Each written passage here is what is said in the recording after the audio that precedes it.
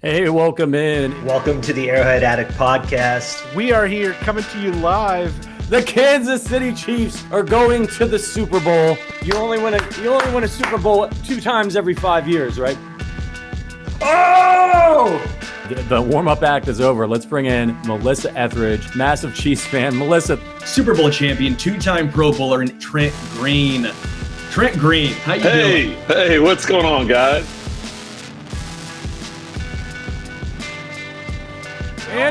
he picked it up! He picked it up! He's gonna score!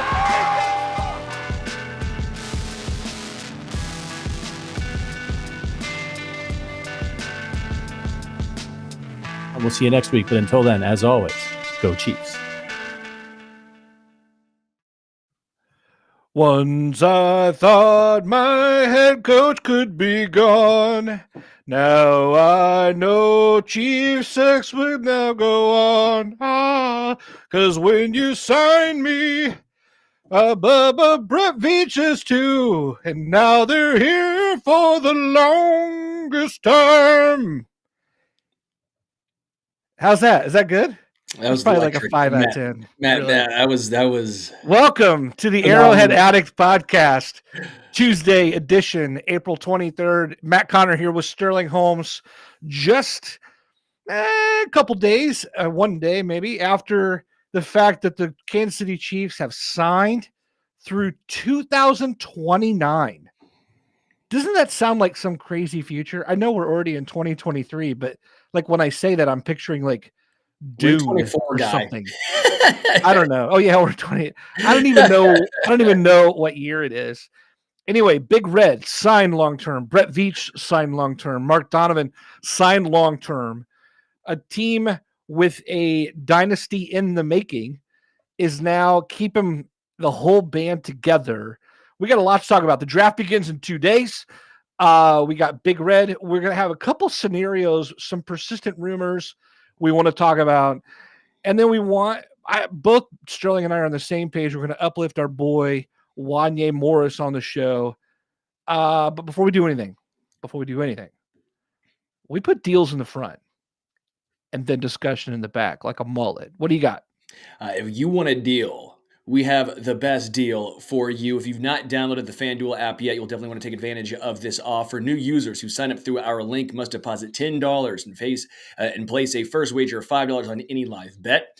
Once your first bet settles, you'll receive $150 in bonus bets, even if you lose. So if you're like me and you lose, you at least get that $150 in bonus bets. This offer is only available if you sign up through our link, bit.ly/arrow150. You can find that link in the description below our stream, as well as scan the QR code on screen to start signing up. Again, the link is bit.ly/arrow150. Offer is only available to new customers who are 21 plus and physically present in legal gambling states. Please remember to always gamble responsibly and check the episode description for the link and full terms of the offer. Here we are. The big news of the week for the Chiefs heading into the draft is that head coach Andy Reid and his 71% win percentage in the regular season, his 4 Super Bowl appearances in the last 5 years, on the hopefully on the verge of a three-peat, is staying in Kansas City through 2029. Every year, microphones are shoved in his face asking, "Are you done?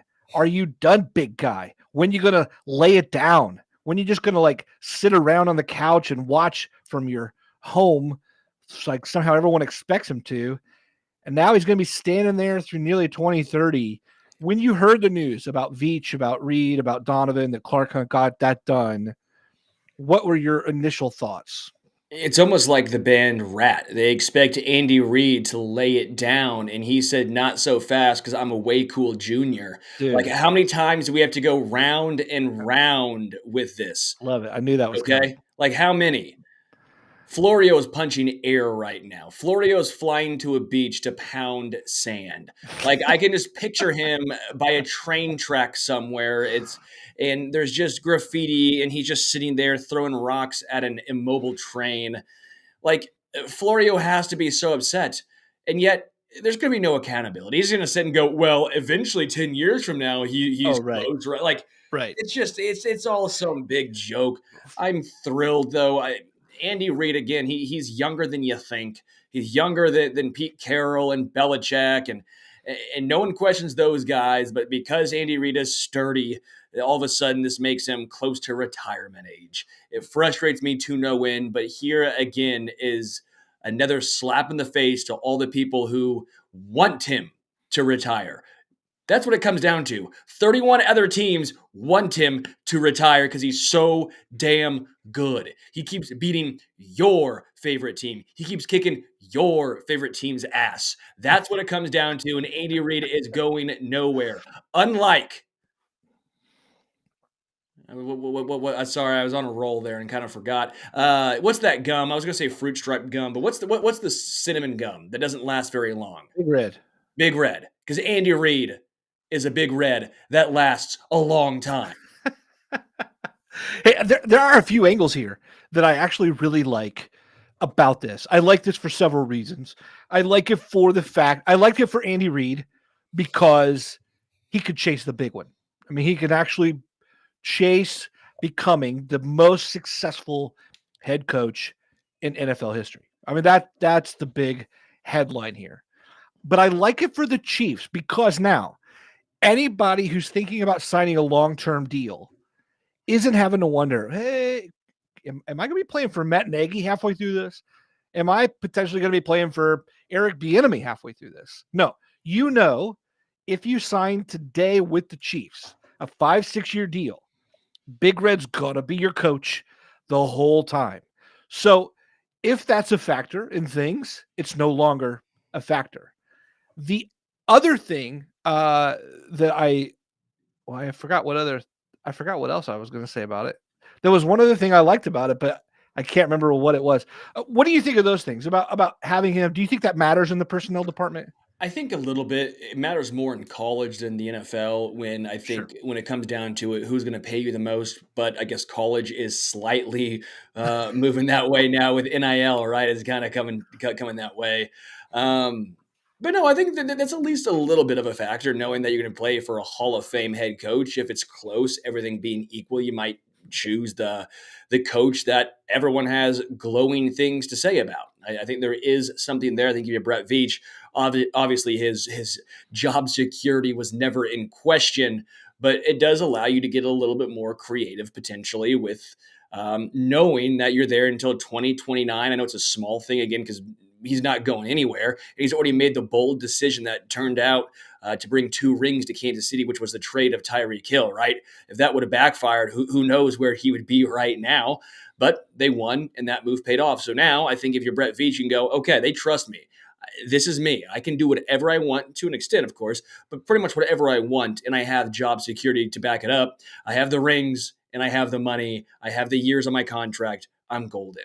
I think there might be at least a little something to that. I did want to ask you, though, Don Shula is at 328 wins, right? Andy Reid's at 258.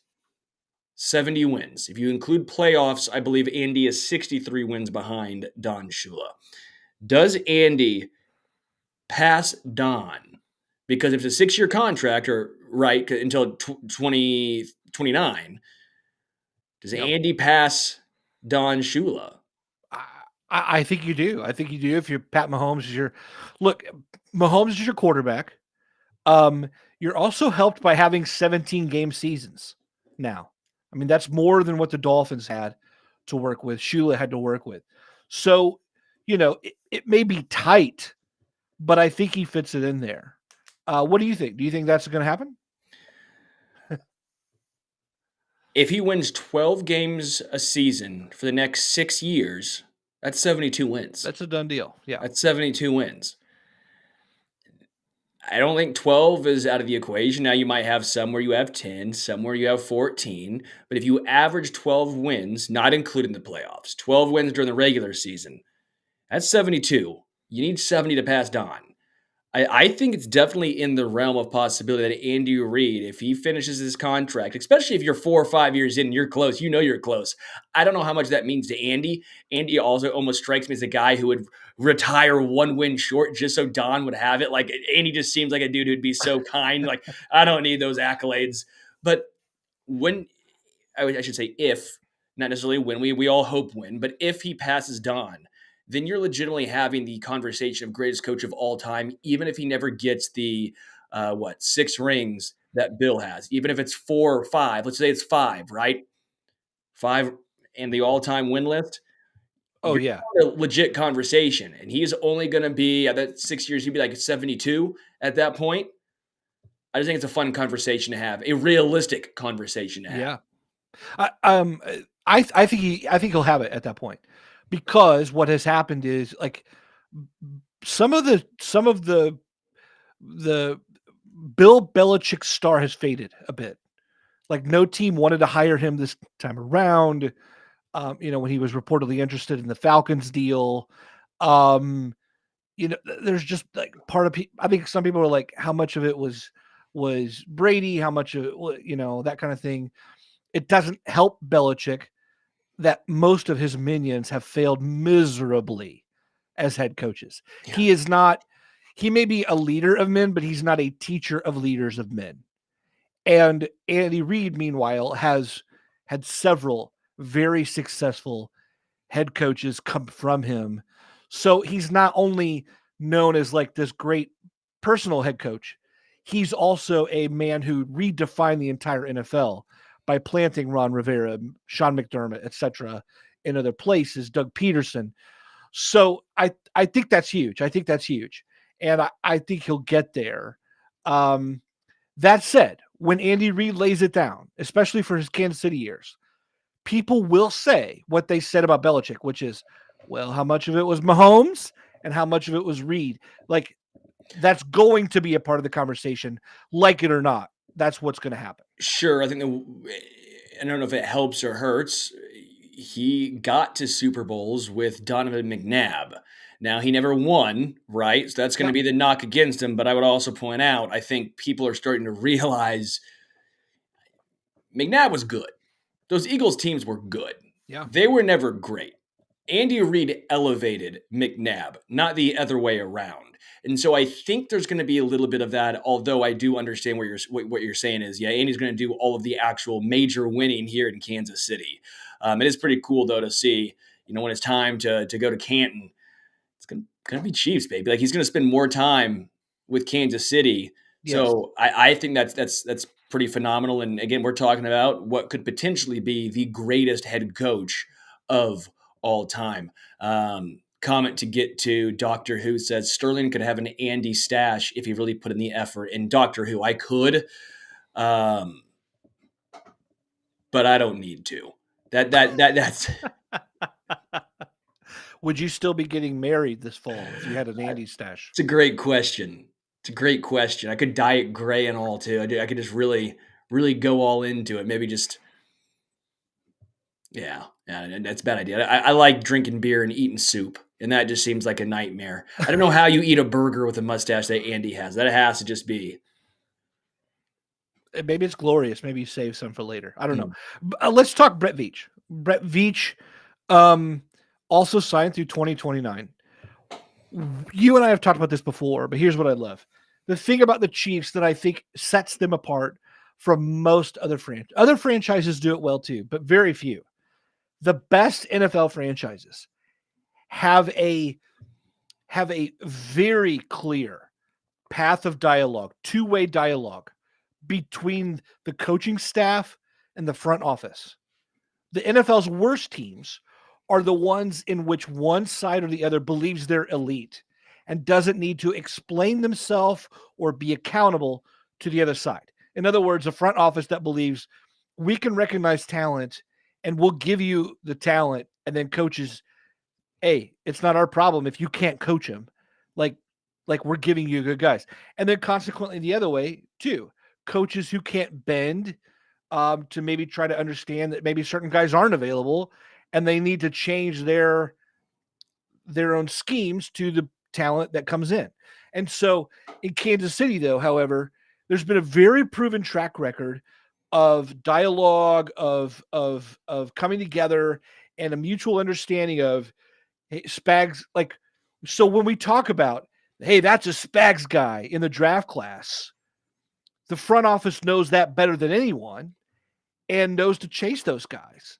And we can make those assumptions. We can make those predictions because everything is just so clear and out in the open in that way. And there's not a guessing game of like, well, but what if a scout or what if a GM really likes that guy, more than like what Spags would want him to be, like that kind of thing. I love it. I love it for that. I will also just as the draft is coming up, what I find so fascinating about Brett Veach is one, he's clearly grown as a GM, clearly grown as a drafter, right? Look at the first couple drafts to the last couple. He's definitely progressing the correct way. Because if he did it early and then you saw it taper off, and all of a sudden last year Breland Speaks was the guy, you're sitting here going, okay, he's trending the wrong way. He got lucky early. He's a guy who is somewhat figured out a unpredictable. I think the NFL draft, it's not quite a crapshoot. It's not throwing darts, but it's close. It's not an exact science either. It's somewhere in between. And he's really starting to figure it out, at least in my opinion. Now, I know he missed on some wide receivers, and he was asked on the Kevin Harvick podcast, because he's a big NASCAR guy, by the way. If anyone knows about Brett Veach, he's like a sim racer and stuff too. It's crazy. But he was asked and was talking about what's your biggest regret as far as what's your biggest miss. And he said DK Metcalf by name, which I found fascinating with how many GMs would say, well, there's always a guy or two that you maybe could have had, and there was something that turned us off. And he was very honest about it. He goes, yeah, DK Metcalf would be one of those guys. Yeah, and paraphrasing a little bit here, but along the lines of, there weren't really any red flags, but we were sitting here almost talking yourself out of why we should draft him. And part of me goes, they didn't do that with Wanye or with Trey Smith, right? Because he went on to talk about how as he's grown in his role, he understands the medicals a little bit better. He goes, yeah, I'm not a doctor, but I understand the terminology a little bit more and what can and cannot be, what's a deal breaker and what's not, right? Yeah. And I think part of that's what went into the Trey Smith one. Now, again, 6th rounder versus 2nd and all that stuff, I understand. But the fact that Brett Veach recognized a certain player, one that the fan base has been clamoring about for the longest time, and said, yeah, you know what? That's on me. I missed that. It helps when you have 3 rings to back it up. He did finish off by saying, I think I got Mahomes right along those lines. So it's kind of little fun back and forth. But I like the candidness, the openness, the ability to understand that, hey, you're not going to get everything right in this business, and also not trying to hide behind it that I feel like the majority of GMs would. So yeah. I thought that was very cool from Brett. Yeah. I agree with you about Brett Veach. Here's what I also would just add. General manager seems like a role where you need runway. You need a learning curve to figure out, if I don't hold out for my guy, if I'm not nervous, there's actually still talent, even if my guy's off the draft board. Like you got to go through the experience of the full off season, the ebbs and flows of when you can acquire talent, that you don't have to take the trade offer, even if they're playing hardball with you. Like, you got to learn the nuances. You got to learn the relationships. How many teams suffer because they hook a guy after 3 years, put a new guy in. So you grow after a couple of years, and then suddenly you're starting over again. And then a few years later, you're starting over again. And so the teams that you see with longevity on the sidelines and in the front office, like, look at what the Steelers do, right? Like, Kevin Colbert knew he was going to retire. He knew it like a year or two ahead of time. He's like, I will be retiring in 2023. And then they do a big search, and then they end up hiring the assistant GM, Omar, what's his name? Omar Khan, is that right? Anyway, like, the Pittsburgh front office just seamlessly glides on, and Pittsburgh is probably always going to be, to some level, aiming for double-digit wins in a season and a tough out in the AFC North. So, yeah, I love it. I love it for that reason. It just continues that. I hope it serves as an example for owners to find a little bit more patience with the front office to allow mistakes to be made and still let a guy do his job, because it's possible to get a lot. Like, Brett Veach has one of the worst draft classes and one of the best draft classes in Chiefs history, both under his belt. It's one of those ones too where you hired the guy, let him do his job, right? Like I think Yeah. Jerry Jones, for an example, has notably very difficult for that reason. But I don't think he's the only one. I think he's the most public one. I think he's the most outspoken. But I do think there are some owners around who want a lot of input, which is fine. But why are you hiring a guy to be the GM if you're not going to let him do his job? Fun comment here from Irvin says, I'm relaxing and enjoying the show, waiting to see what Brett Veach will pull off in this draft that people will remember. I like that. Speaking of the draft, let's get into the draft edition of Oh, Hell Yes, or Please. No. Okay. This is going to be a little fun game here, Matt. Oh, hell yes. Or no. First round trade up. No. Well, or maybe hell yes in the right instance.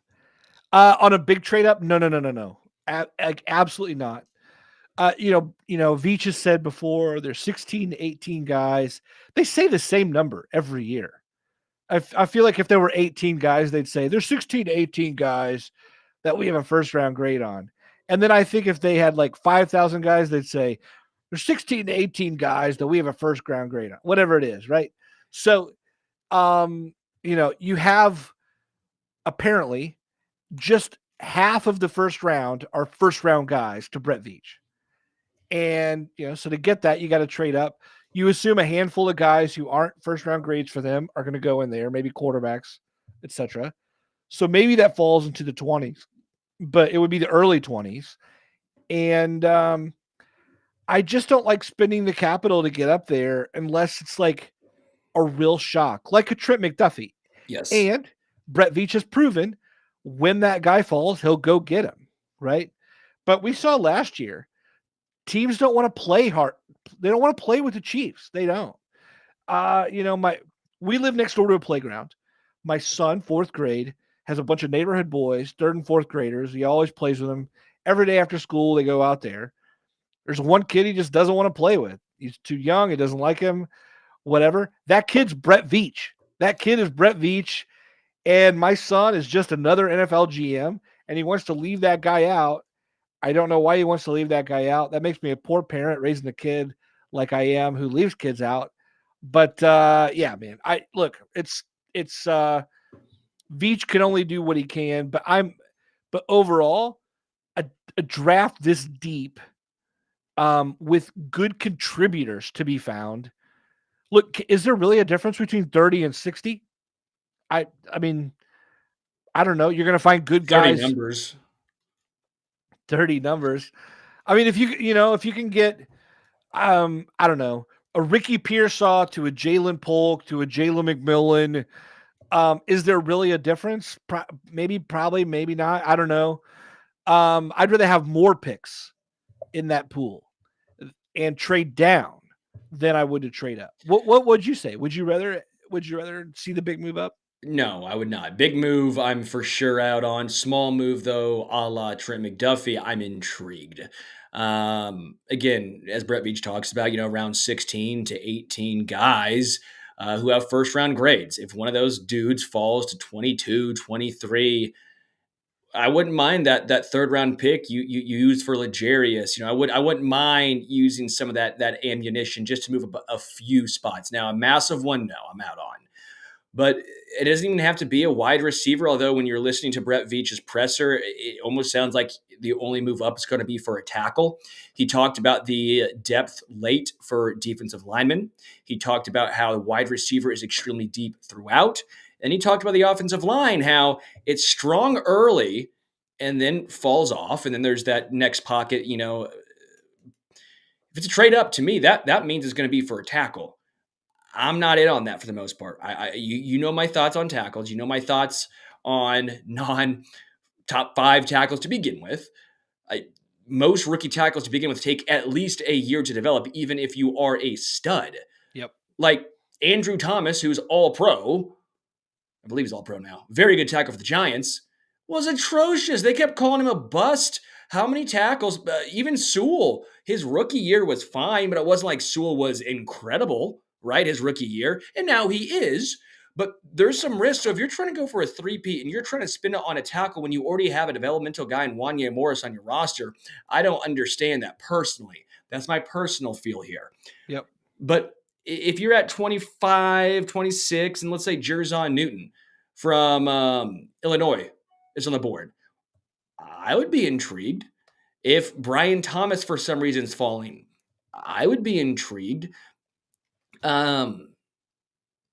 That's kind of where I'm out in the trade-up situation. I'm with you where I think more darts is better, which brings us into question number 2, which was trade out of the first round. I think we're both saying pretty much heck yes. Hell yes. Yeah. Yeah. I know that makes for a boring first round because that means you're watching 32 picks. We've seen this before. I remember watching the Chris Jones draft, like 2015, 16, I think 2015, and I think 2016 now. And I remember watching that draft and you're like, okay, when are the Chiefs going to pick? And you're getting like to the 20 somethings. And then they're like, the Chiefs have traded down to number 38. And you're like, oh my gosh, I just watched like 3 hours just to get nothing. Oh, longer than 3. Like, it's going to be a 6-hour show pretty much probably for us, which everyone who's listening, Matt Conner, myself, Adam Best, Patrick Allen, will have some guests on as well. Going to be a lot of fun playing some interviews. I interviewed Ladd McConkey, the Julian Edelman interview I did. I'll be talking with Amon-Ra St. Brown tomorrow. We have some Jared Goff. There is some Xavier Legette I just interviewed. So there's some fun players and some fun stuff we're going to play, but we'll be live from 7? I got to look back all the way through, Richard, man. 7 p.m. 10 minutes before. So what's it start at 7? So 6:50? Whenever it starts, 10 minutes before that up until the end. So if the Chiefs trade out of 32 this year, I know I say I want it until I am on this damn show for 6 hours on my birthday. My 30th birthday is Thursday as well, as the beers are flowing. And I hear the Chiefs have traded out of 32.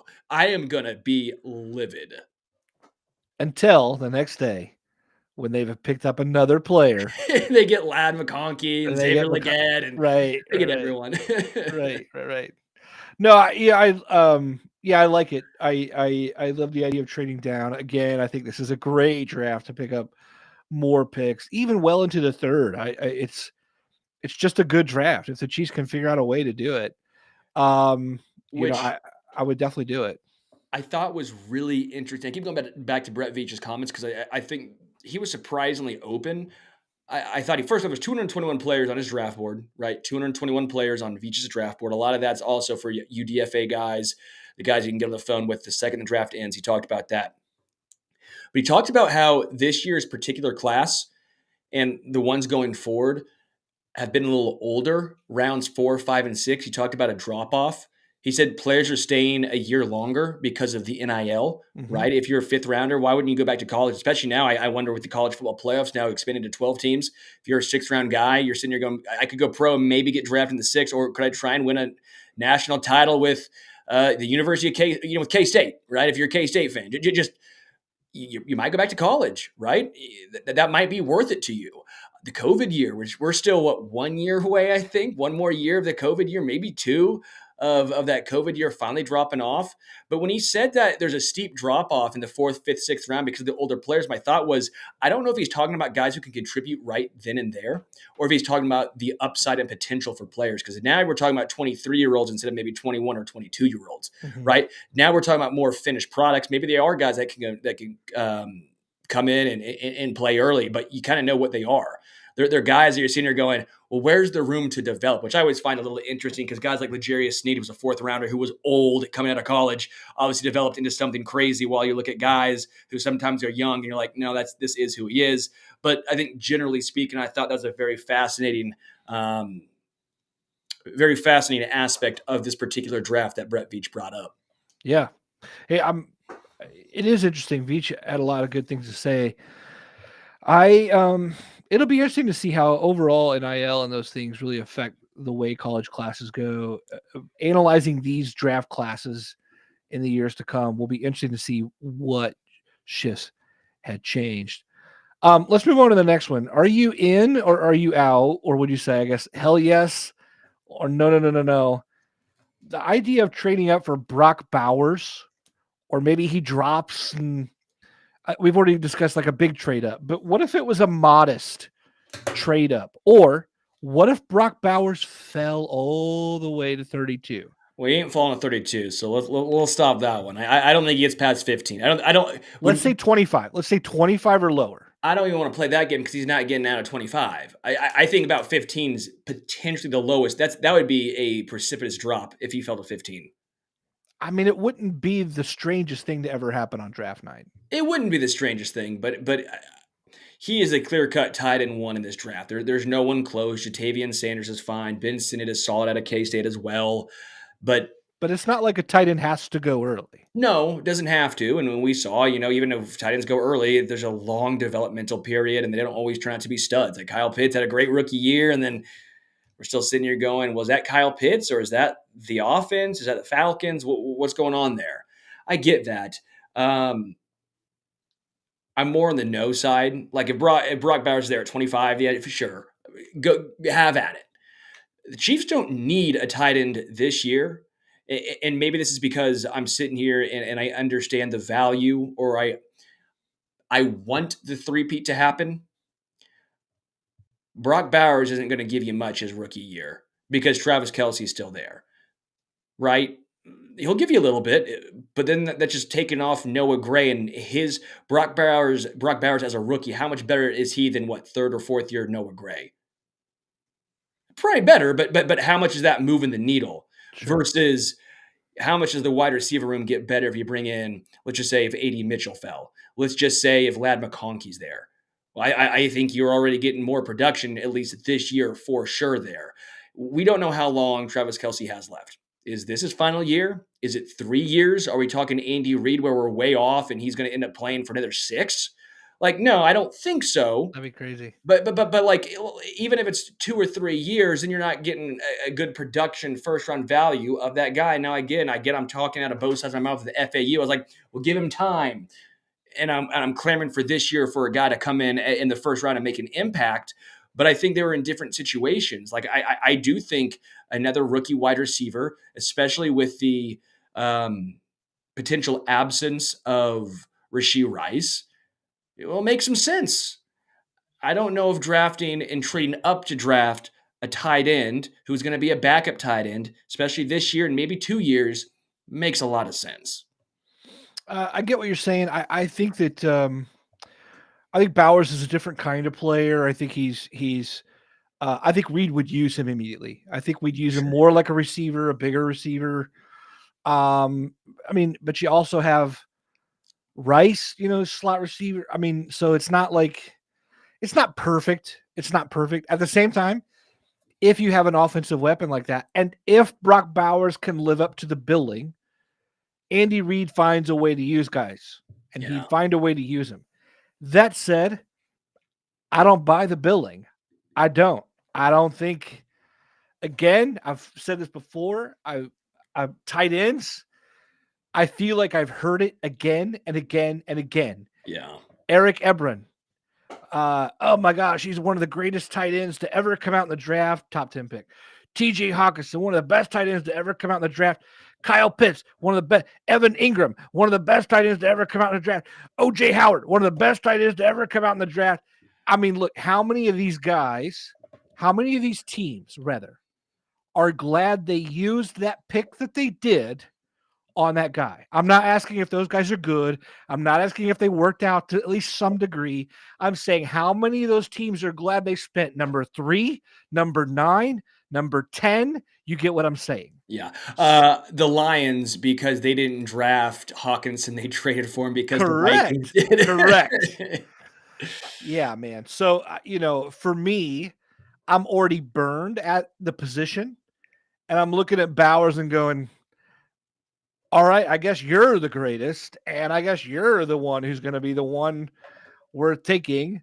No, sorry. Meanwhile, I'm just going to sit back and keep watching my third round tight end kick everybody's ass while holding Taylor Swift's hand. That's what I'm doing. Next one, first round wide receiver. I'll say yes. I think this is no surprise to anyone. I mean, I think it depends on the certain wide receiver. I know, Schrager had Jalen Polk predicted to the Chiefs at 32, which is a shock to everyone, but he's very much in the know. He Jalen Polk seems like a second or third rounder to me. I'd be a little perplexed, but they also got Rashee Rice correct. They also missed on some other dudes. But like AD Mitchell, it'd be great if he falls. I just don't think he's going to be there at 32. I'm out on Xavier Worthy. I'm sorry, everyone. I know that the speed is tantalizing and fun, and I do think he's more of a complete player than like a Darius Hayward Bay, right? I know we're all expecting him to be like, oh, well, look at Tank Dell did it. Devontae Smith can do it. Like that size, though, is just so rare. And even Tank Dell did get injured. That size just gives me a lot of pause. I think Xavier Legette, as much as I like Xavier Legette, 32 is too steep for me.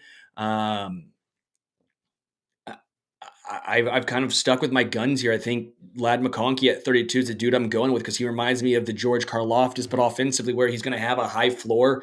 I think there's more to him than people want to give credit for. I think his combine was really solid, surprised some people. I think people don't understand that he's not a slot receiver exclusively. He actually played more on the outside at Georgia than the inside. He's a good return man, and he wants to be a returner in the NFL. Every time I've gone through this, I think Lad McConkey makes the most sense. So when it says first round wide receiver, that's the dude I'm rolling with. Interesting. I guess I'm not against it. I would just love to see a pick in the trenches here. I mean, if you want to go tackle, go tackle. I'd rather see defensive interior. I've been begging for that for a couple years now. Overall, to me, the Chiefs seem to have an organizational philosophy of, if we're not going to go get like a Megatron kind of impact player, let's get a second round guy. Mahomes is going to raise up whoever it is. Andy Reid's going to make him look good.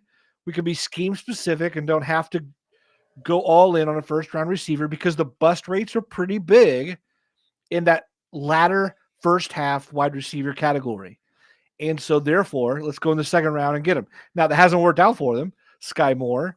They invested a third and a sixth in Kadarius Toney. Hasn't worked out there. And so it's not as if there's a great track record, but it seems to me that the front office's belief is still, okay, we may have gotten a couple things wrong or not quite right, but we still believe in the second, third round receiver, day two receiver more than we believe in day one receiver. That said, when you're picking at number 32, what's the difference between day two and day one pick? Well, I it's get the why fifth year there's option. It's the fifth year option. That's the only It real is. difference. But yes, I could not agree more. A couple comments I want to get to. Mile High Luke Botanical Extraction says, I think the Chiefs either trade up for a falling wide receiver or take tackle in round one and hit on a wide receiver in second or third. I think that's completely fair. I think you're on the right path there as well. Again, that's why I said Jerzon Newton. That's a defensive lineman, but I thought if he were falling, maybe you grab him because he had 13 sacks in the past 2 years as a defensive tackle in college, which is pretty crazy for a guy like that. Pair him with Chris Jones, that'd be fun to watch. Brian Gales says, please stay away from Worthy. Polk or Pearsall are better pick in the second round. Yeah, that's kind of what I think. If you're going to spend a guy on that sort of archetype, give me a second rounder of that, not a first. Joshua Clayton says, Lad does make the most sense. Lauren Shanks says, trade back. Someone will want the fifth-year option at the end of the first round. Ravens did with Lamar. That was back then. They didn't last year with, I got into this before. I don't think it's super realistic because of, we didn't see it last year with Will Levis, right? Now the Titans could have tried and we just don't know. And maybe the Chiefs said, you know what? No, man, we're not doing that. Clark, we're all here. I know Clark said I can do what I want, but it was yeah, you can do what you want, Veach, but you're picking a freaking pick today. We have the Lombardi trophies out. You're picking someone. Like, who really knows? And quite frankly, the Titans are probably sitting there going, yeah, but we don't have to trade up because the Chiefs aren't taking a quarterback. And whoever was first in that round wasn't taking a quarterback. So they knew they had to get up to 33, which the Titans did. Marcelino says we just won 2 Super Bowls. We don't need a home run in the draft, just a few singles and doubles to keep the roster back loaded with young talent. That's kind of my thought on Ladd McConkey. You can try and go for a home run. Maybe that is your Xavier Legette. Maybe that is your Xavier Worthy. But if you want a good double bordering a triple, I think that's your Ladd McConkey. Where I'm at. So there's the comments right there. Let's go to, this is a fun one you put in the show sheet here, Matt. Developmental quarterback ever. Did the Chiefs ever get a developmental quarterback? Yeah, look, have we talked about this before? I'm sure we have at some point. We've just seen a long line of undrafted guys be QB3 around here, right? Chase Litton, Jordan Tamu, Kyle Shermer, Anthony Gordon, Shane Buechele. Like, how many of these guys have we kind of learned, and then we're like talking ourselves into, hey, he's got attributes, right? And so, like, even the latest guys who were out there were like, oh, we thought Shane Buechele was gonna be a stud, right? We're all like, why don't we just trade him and get a Jimmy G return? Then all these guys are just like none of them ever make the leap, and no one's interested in trading for any of them, and they're just roster fodder for the offseason. And I just don't know that changes. I think at this point, Mahomes is a coach and leader of men on the field. You don't need a mentor there. You got a veteran coaching staff. Big Red's going nowhere, and Matt Nagy's around. You got plenty of voices there. We're gonna have the veteran backup anyway. I'm just not opposed to going, hey, what if a guy that you love is hanging on there in the fifth somehow, and you're looking going, hey, honestly, that guy's good. And I know people are going to go crazy if the Chiefs ever draft another quarterback. That's going to be true even in the 7th round. People are going to go, why do we waste a draft pick on a quarter? People will say that. People will say that. But the truth is, man, if anything happens at that position, you're going to go, oh, I'm so glad we did something, right? So, I mean, I'm glad we have Carson Wentz right now. I think he's the most talented quarterback we've had behind Mahomes ever. It's a 1-year deal, and after this year, we may be back to Gabbert and Henny and Moore and that kind of thing. I'm just ready to start a young pipeline of the occasional, just like the Packers and just like the Patriots did over years. Yeah, I mean, would I like it? Sure. Is it realistic? No. It's what Andy has done. It's the Kevin Cobbs. He likes his veterans. And to an extent, I understand if you are in a competing team right now, you don't give a hoot. You don't. All you care about is, okay, if Mahomes, knock on wood, were to go down for a couple games, how can we stay afloat? Is it going to be a rookie quarterback who's drafted in the 5th round, or it's going to be a guy who's had experience in the NFL who I can trust to go out there and not make some boneheaded plays? That's what it comes down to. And so I like the Carson Wentz. He started a ton of games. I understand that. Andy Reid, if anyone can get the best out of Carson, it's going to be Reid. So I like that move. I actually was laughing with what Joshua Clayton said because he says, go get Joe Milton now. That was the one name I was going to say in like the 5th or 6th round, the backup Tennessee quarterback who has like the strongest arm. It's stupid. Not a good quarterback, but that arm strength is absurd, and you put him with Andy and Mahomes just to see what would happen. It'd be so fun. Maybe Joe Milton could give some launch angle tips to Mahomes to get the deep ball even farther. It would just be the strongest arm room in the history of the NFL. I guess maybe Brett Favre and Aaron Rodgers might have a little say in that, but no, the Chiefs are going to do what they've traditionally done, in my opinion, which is veteran. It's Mahomes. And maybe it's a undrafted guy that you put like, what was it, Chris Oladokun on the PS, on the practice squad. That's the way I think the Chiefs roll. Yeah. I'm with you. Hey, we got one more here. We can make this quick. The one more draft, yes or no. Do you want a defensive back in day 1 or 2? Like, we lost Snead. We say trust the process. They got the young talent. You want Joshua Williams maybe to get the chance to earn that starting spot outside. We got Jalen Watson, Nick Jones, Najee Johnson. There's a lot of names out there. And yet a lot of mocks will put like the Chiefs on a first, second, third round cornerback. What do you think? Yeah, I like it. I Okay. like it. I like it a lot. I like it for a multitude of reasons. I think there's actually a lot of talent in the second and third round. I think actually even in the first round, some CBs might be falling. And then you're sitting here going, well, the value and best player available, like, yeah, maybe we want to tackle and a wide receiver a little bit more, but also cornerback still is a little bit of position of need. And there's more talent at this guy. Like, this guy's more talented. Yep. And if you do best player available, it might be a cornerback in the first. I think it might have some people scratching their heads, some people potentially complaining, but I don't think it's the worst decision in the world. I'm still wondering what the Chiefs do with Trent McDuffie. Do they say he is a first-team All-Pro slot corner? We leave him.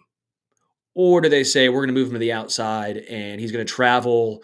Because if he does that, if he travels on the outside, that's going to make this, I don't want to say pick irrelevant, but I think you'll have your answer. If they believe Trent McDuffie can play outside cornerback and be legit CB1 on the outside, there's different guys you can put in the slot. You can put Shamari Connor in the slot. You could probably put Jalen Watson in the slot. Joshua Williams is more of an outside guy to me based on his size. You could put Najee Johnson if you wanted to in the slot, right? There's a lot of different ways you could go slot-wise. Outside cornerback is just typically more challenging, right? Just you need the size, you need the speed, you need everything. This is intriguing to me just because I think Ennis Rakestraw, who I wouldn't even be shocked if that was one of the top 16 or 18 guys that Brett Veach would have. And if he fell to 32, I think that'd be real hard. I've seen him fall to 32. That'd be real hard to pass up on just based on the talent alone. That's a very intriguing and very good question there, Matt. I like that. Dude, Cooper DeJean, that dude could walk up to any position in the secondary and go, let's see, am I taking your job or your job?